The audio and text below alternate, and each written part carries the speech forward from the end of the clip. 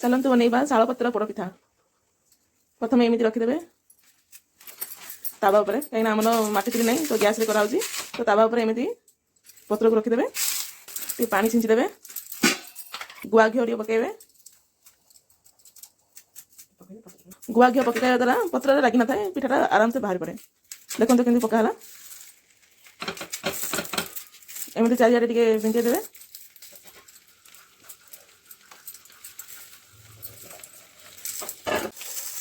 आगुरी बटा होता बिरी उषुना चाउल और अल्प अरुआ चाउल बाटिक रखिदे बेसी पानी करेंगे एमती मोटा ही करेंगे। तापर ऊपर आउे घी दे ढांकीदबा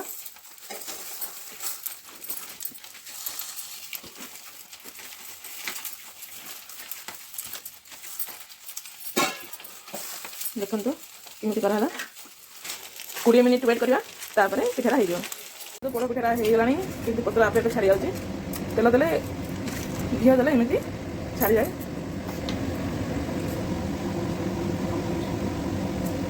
यहाँ समस्ते खाई पारे छोट छुआ बड़ लोक समस्ते यहाँ हेल्दी फुडटा बहुत टेस्टी भी थाए।